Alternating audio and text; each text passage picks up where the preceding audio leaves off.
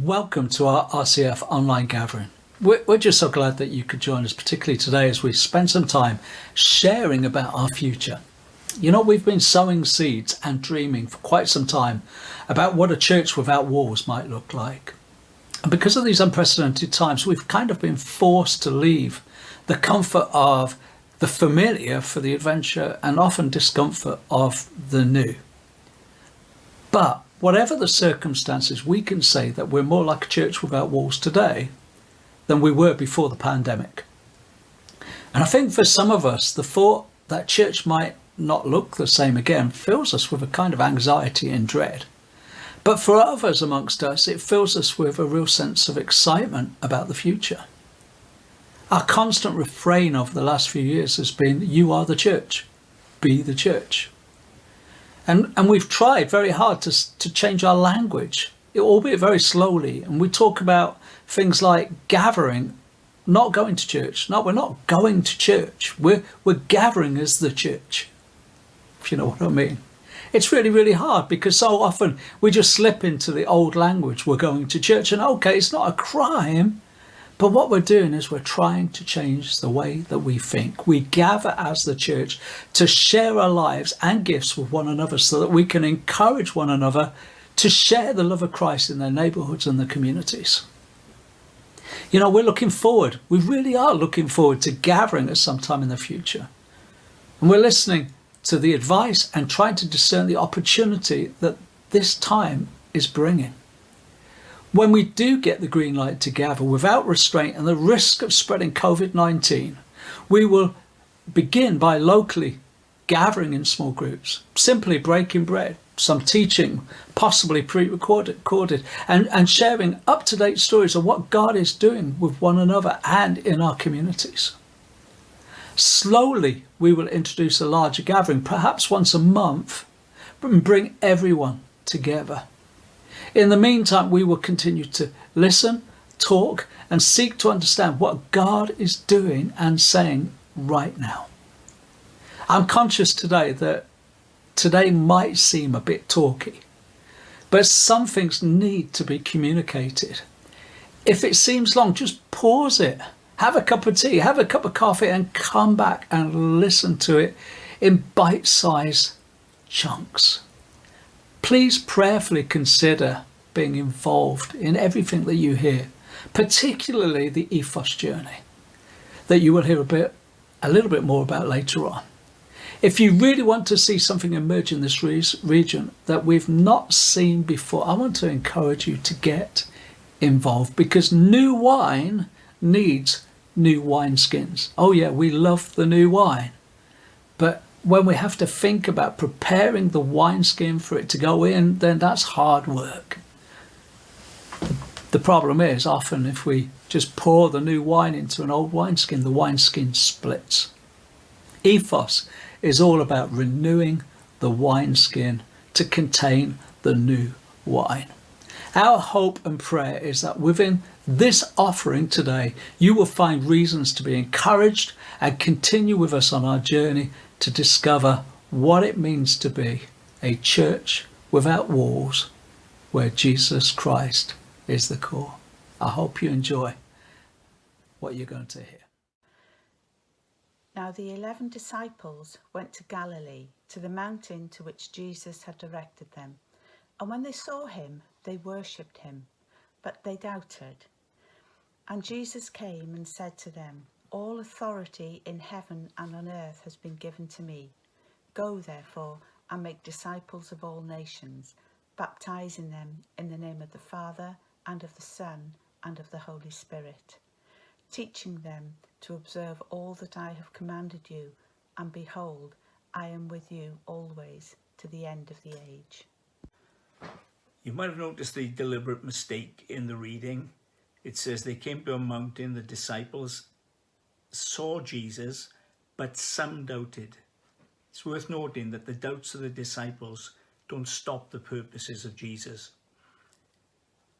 Who is this on a mountain in Galilee? This is the resurrected Son of God. He is the King. And now they will soon see that Psalm 2 is fulfilled. I have set my king on Zion, my holy hill. He will go to heaven, and there he will sit on a throne ascended as the priest king. The Lord said to my Lord, sit at my feet until I make your enemies a footstool. He's the prophet whose words are true. This is the king who commands his people, his church, us, to go into all the world and take this gospel of Jesus to all the nations, because now it's not just national Israel, it's the nations who are coming to Jesus. It is God making himself known to the world through his people, the church. And this apostolic command hasn't gone away for us. Go and make disciples of all nations. How? Baptizing them into the name of the Father, Son, and Spirit, and teaching them to observe all that I have commanded you. The prophet, the teacher, has words of life, has words of grace, has words of forgiveness. And the command comes upon his church to take this good news into all the world. And that's what we're called to do. We're called to gossip the gospel. We're called to make disciples who then make other disciples, who learn that this is the way of Jesus, the King, who is sat on a throne, the priest who gives us access into God's presence, the prophet whose words direct us, and he is with us until the end of the age.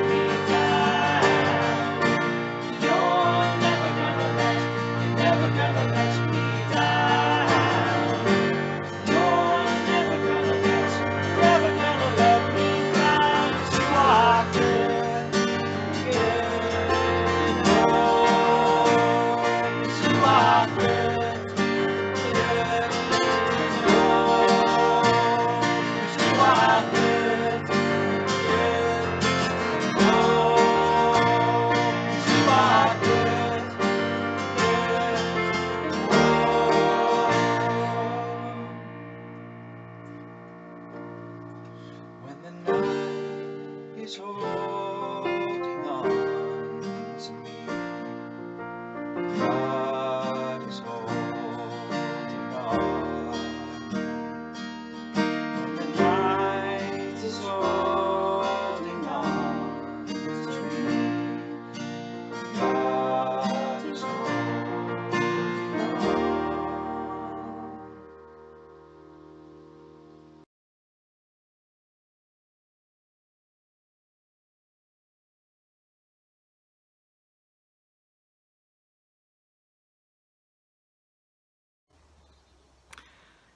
as a church, we know that we've begun a journey, at the same time not really knowing where the exact destination is. We sought God for our vision to be a church without walls, where Jesus is the core of everything we do. And we then began to dismantle a consumer model of church and start to rebuild a discipling community, equipping everybody to be able to host just kind of table-led discussion through our patterns when we gathered. And 4 years ago even, Kurt spent 9 weeks teaching on discipleship. We were getting ready for this. We started a regular prayer meeting on a Tuesday, and we started tilling the soil, I've said this before, of our communities, praying each week across our villages and towns, and for workers in those fields. Our collective vision casting felt that something significant would happen after 3 years when we studied Isaiah 37.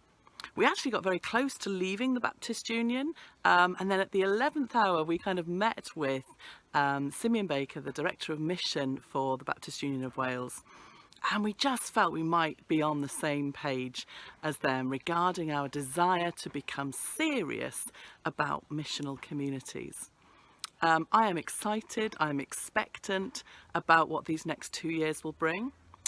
We get to learn so much about joining God on his heart for mission, his character for mission. Jesus wants to reach as many people as possible to join that eternal kingdom before he comes back again. We're going to learn and experience and experiment and step out and try new things. And the exciting thing is just how many other churches in Wales are joining us with this. They're going to be doing exactly the same thing. We're going to be in a whole network of new expressions, new ideas, learning from each other. No doubt learning from our failures as much as our successes. Do you know what? Our church prayer is serious. When we pray, we are praying that those walls will be pulled down, that they will fall down. We are asking God to break our heart for what breaks his heart. We are asking to become disciple makers. We are asking the Holy Spirit to move in our communities, with us kind of clinging onto his coattails for the ride. We are serious about growing and about getting better at this, about becoming more like Christ. I want you to start imagining. I want you to start dreaming for big things. We've done all the groundwork. The foundations are laid. It's time to get on with the building now.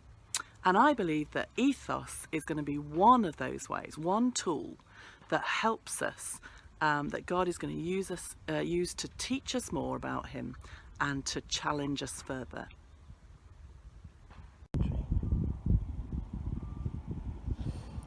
We're going to pray through these verses from the end of Matthew chapter 28. And Jesus came and said to them, All authority in heaven and on earth has been given to me. Go therefore and make disciples of all nations, baptizing them in the name of the Father and of the Son and of the Holy Spirit, teaching them to observe all that I have commanded you. And behold, I am with you always to the end of the age. All authority in heaven and on earth has been given to me. Jesus, thank you that in you is all the power and authority, all of it. Thank you that this can both get rid of our excuses and our fears at the same time. Nothing we are called to do or be comes from our strength, our abilities, our wisdom, our faith, or our courage. But it is all directly found in you and in your loving gifts given through your Holy Spirit. Go therefore and make disciples of all nations. Jesus, because it is you who sends us, we can go. Please give us hearts that long both to be discipled and to disciple others.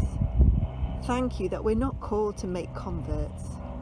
Thank you that discipling is a call primarily to love without discretion. Fill our hearts with your love your love for each other, and your love for the children who've not yet found their true homes in you. You know that our supplies of love are shallow at best and often completely dry. Fill us again today and every day. Baptizing them in the name of the Father, the Son, and the Holy Spirit.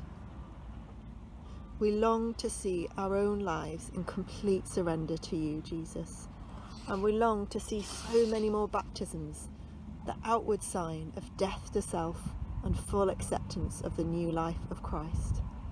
Please, Father, may we see many more prodigals return, and may we keep returning to that place of surrender each day. Teaching them to observe all that I have commanded you. Give us hearts to learn from you, Jesus, and please help us to teach others what we know about you and your kingdom through our own transformed lives, renewed and refreshed by your word, ready to hear those promptings you whisper to us when you want us to pass on this teaching with our words as well. And behold, I am with you always to the end of the age, the best till last. Thank you, Jesus, that you never send us out from you. Rather, you invite us to travel with you, to be with you in your work on this earth. You don't bring us into your family to kick us out again and make our own way in the world. No. You promise never to leave us or forsake us. You promise that you've made your home in us. And maybe, God, rather than thinking about the Great Commission, which perhaps suggests a senior figure waving his brave deputies off as he stays at the base, we could think about joining the Great Mission, to join you on your great mission, to love, and through that love to save the world.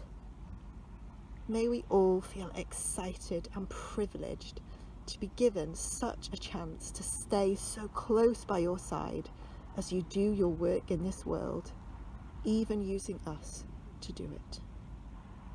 Amen.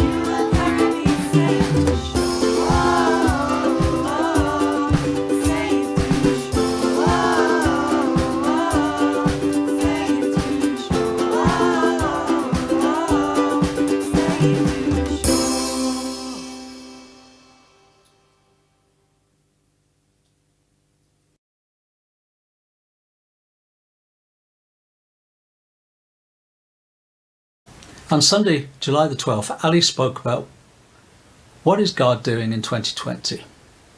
And during the talk, she spoke about the journey that we've been on over the last 3 years. The way that God has led us and in some ways prepared us for the time that we're all facing right now as we look towards the future. And the big question is, what next for RCF? And we're asking ourselves, is the path to becoming a church without walls any clearer? How do we get to be where we are going, even if we don't know what it will look like when we arrive? Are we hearing something that the rest of the body doesn't seem to be aware of? If so, does that mean we're out of step and out of kilter with the rest of the church? See, these are legitimate and important questions. Our assumption must be, as part of RCF leadership team, that we all belong to this localized expression of the body of Christ, because we all believe to some extent that God has put us here and he has planted us here for a reason. And we're here today, at this moment in history, together. Probably the most important thing is also the sense of family that we have that holds us together. Even if some of the other stuff does not quite come into land for us right now.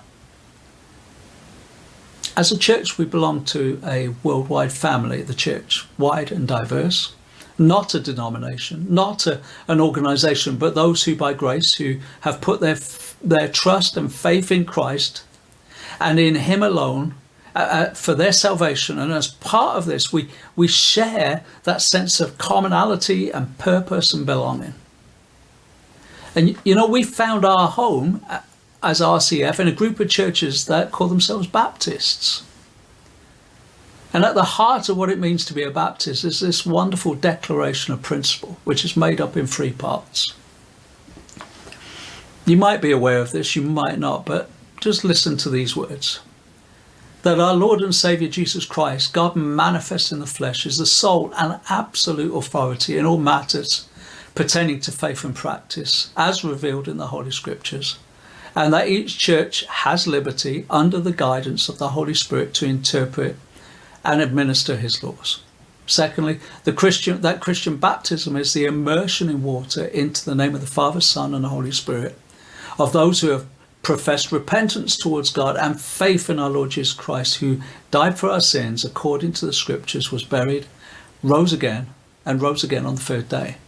And then thirdly, that it is the duty of every disciple to bear witness to the gospel of Jesus Christ and to take part in the evangelization of the world. What we understand from the Great Commission given by Jesus himself is that we are to go into all the world and make disciples.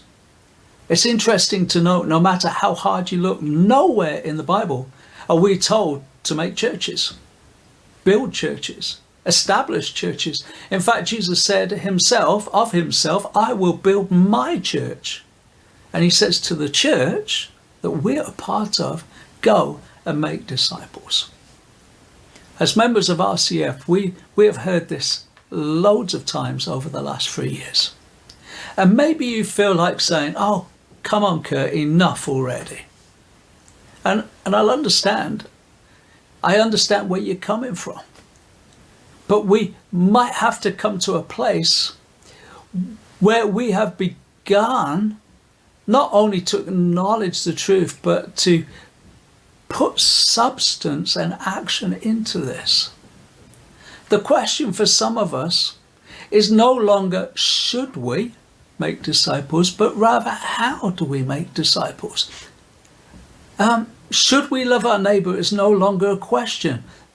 The point is that we have to love our neighbours. So how do we love our neighbourhood and communities effectively? How do we go about the business that Jesus has called us to? Going back to a previous question, are we hearing something that the rest of the body of Christ does not seem to be aware of? If so, does that mean we're out of step with the rest of the church? I sincerely do not believe so. Since we began this journey 3 years ago, quite a few of us have discovered something that, just as it was in Jesus' day, the Holy Spirit seems to be saying very loudly to the church. The church needs to be about the business of making disciples who make disciples. You see, we're talking about something that's beyond the realms maybe of our current experience, something bigger than our localized expressions, something wider than our likes and our dislikes, something deeper than just dipping our toes on a Sunday morning stroll. That we're coming to see that being part of the church is who we are, and that it's a fully immersive experience. 7 days of the week, 365 days of the year, 24 hours a day. You're part of the church. I'm part of the church. We can't just step in and step out. It's a part of us, and we are a part of it. Just a little research, and you can't miss it. The conferences, the resources, and the books that are out there on the subject of disciple making alone. I think the wonderful thing also is, as a denomination, that we're a part of the Baptist Union of Wales, has realised this to be of utmost importance, not just to the denomination, but to the nation of Wales. Wales needs to see a movement of disciple makers raised up who are going to cross generational and cultural barriers, of people who are going to live out what it means to be a church without walls to the fullest extent. See, we've had revivals in the past that have had a huge impact for a season and then sadly were gone. And they did leave behind a legacy. They left behind a legacy, maybe this is oversimplification, but a legacy of stories, hymns and buildings. If only it was about stories, hymns and buildings. God is saying to his church, go, go, go and make disciples. Do you feel the urgency? Is something in you stirring? Do you want to embrace the commission of Jesus to the church? Do you want to have a better understanding of what it means to be church? Do you want to say, Lord, wherever you've planted me, I want to see your kingdom come? Do you want to be equipped? You see, we have an opportunity. Together, the Forge Network and BUW have come together in partnership called Forge Cymru. And in partnership with the BUW and Forge Cymru, we're going to embark on an exciting 2-year journey called Ethos. And it's not the end of the journey by far, just the beginning. But an opportunity to grow together, to learn together, to pray together, and encourage one another.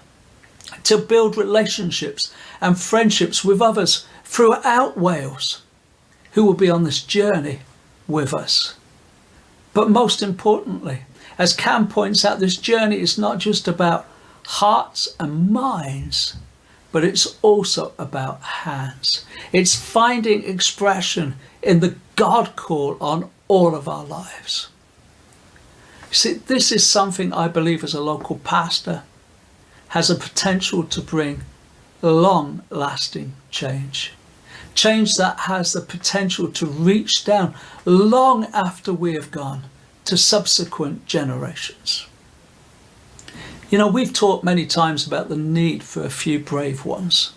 We talked about the need for pioneers who are willing to go ahead and put their feet in the river, to see it part, just so that others can go across into the promised land.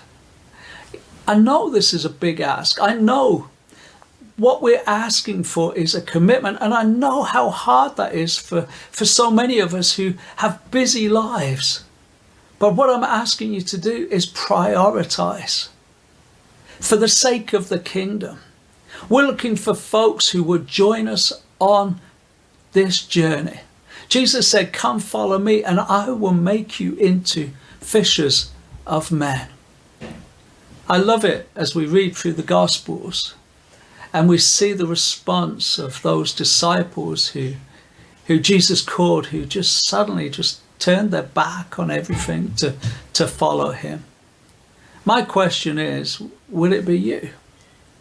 Are you willing to be part of the vanguard to press forward? Jesus called to himself 12, and with those 12, he turned the world upside down. You know, we're going to watch a short video where Cam Roxburgh is going to introduce himself and tell us a little more about the Ethos journey. Listen, our heart beats for this. I have a dream that I can't put down, and I see lights appearing in the darkness. And I believe throughout this land of Wales, and I believe that as God is moving upon his church, regardless of denomination, regardless of background, as he moves upon us and we embrace what it means to be disciple makers, we embrace what it means to be committed to the fulfillment of the Great Commission and the Great Commandment, we will see those lights multiply in the great darkness that we see before us. Jesus said, I will never leave you. I will never forsake you. Over to Cam. Greetings from Vancouver, Canada. I don't think there's any place I'd rather be on this beautiful sunny day, although Wales with you guys would be a pretty good option as well. I hope that post-COVID I'll be able to come for a visit and see you in context. For those of you that don't know me, my name's Cam, and I consider myself to have had such a rich life. Grew up in a Christian family, went to top Christian schools, had wonderful professors, and have rubbed shoulders with some incredible people that love Jesus deeply. But something happened in my life just over 20 years ago that has really shaped who I am. I'd planted a church in Vancouver, and my uncle came in to teach. He asked what I thought was a simple question: what is the gospel? After unpacking that, going through all of Scripture for about 3 hours, I realized that my life was not about a relationship, a transactional relationship with Jesus, but rather a participatory relationship with Jesus. God was at work in the world, and he invited me to come and participate with him in redeeming all things. You know, we live in a strange culture, not just the COVID culture, but a culture that I would describe this way. You see, the church used to be at the center of culture, but we've experienced this cultural dislocation, pushing us to the margins so that the position of privilege that we once had no longer exists. I think you know that in Wales better than we do here in Canada. A second thing that I would notice about the culture is that we live in a cultural captivity. What I mean by that is, so often we see Christians that, well, their lives are shaped more by the culture than perhaps by the gospel. I began a number of years ago a process of helping churches to understand how to live in that cultural reality, but not put up with it, not have to settle with it. And so Ethos is a 2-year journey where we learn that God is a missionary God, that he's at work in the world, and he has invited each and every follower of his, each and every church, to come participate in the redemption of all things. So in Ethos, we look at that cultural dislocation, we look at that cultural captivity, and how God wants to be at work in us and through us to redeem all things. Well, this 2-year journey together will be of great joy. It'll be hard work. There'll be lots of things to do, not just to think differently, but to act differently. But we will discover that in every single way we bear witness to a God that loves us deeply and loves the world deeply. And so it'll be a great joy together to be on that journey. Thanks for participating. It was good to speak to you this morning, and we look forward to time together.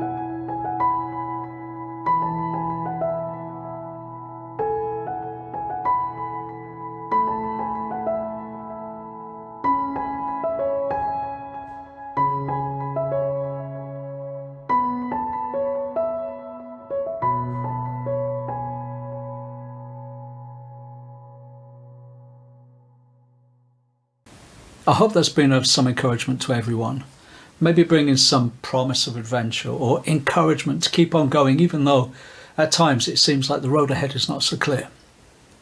Jesus will always be our main focus, the core of everything that we do, as it says in our vision statement. And he'll always be lifted up above the way that we do things, our methodology. But we'll always seek to learn from him and grow together. This week's missional rhythm is to bless. Last week we had an overview of our missional rhythms. That's blessing, eating, listening, learning, and sending. But this week particularly we're considering and focusing on blessing. Take time to see how you might bring something of God's love and grace into your neighborhood or community. Ask the Holy Spirit to show you. Be intentional about it. Don't just wait until the end of the week and randomly put a pot of jam on the neighbour's doorstep just to tick a box, unless that's what the Holy Spirit tells you to do. I mean, a pot of jam is always going to be welcome, but we're asking God to establish within us some rhythms and some habits that can have an impact on the world that we live. We've borrowed these rhythms from Michael Frost's book, Surprise the World. And if you've not already read it, may I just encourage you to go out there and buy it or download it on Kindle or whatever way you prefer to download it legally. Do it, read it. You'll find it a blessing and an encouragement. As we close, we're going to pray together the prayer that Jesus taught his disciples when they asked him how to pray. And he taught them to pray like this. Our Father in heaven, hallowed be your name. Your kingdom come, your will be done on earth as in heaven. Give us today our daily bread and forgive us our sins as we forgive those who sin against us. Lead us not into temptation, but deliver us from evil. For the kingdom, the power and the glory are yours now and forever. Amen. Now what we're going to do is we're going to say our RCF family prayer. Father, make us a church without walls where Jesus Christ is the core of everything we do. Teach us how to love people better. Help us make disciples. Holy Spirit, equip us for reviving faith in our own communities. Keep us growing and maturing in you. Amen. And now we're going to say the grace together. Think of other members of the RCF community as you say this. May the grace of our Lord Jesus Christ and the love of God and the fellowship of the Holy Spirit be with us all evermore. Amen. Look forward to seeing you again next week. We're back to the beginning of the month, all age gathering. And we'll just pray that we'll have something encouraging for you there, whatever your age, young or old. In Jesus' name, we'll see you then.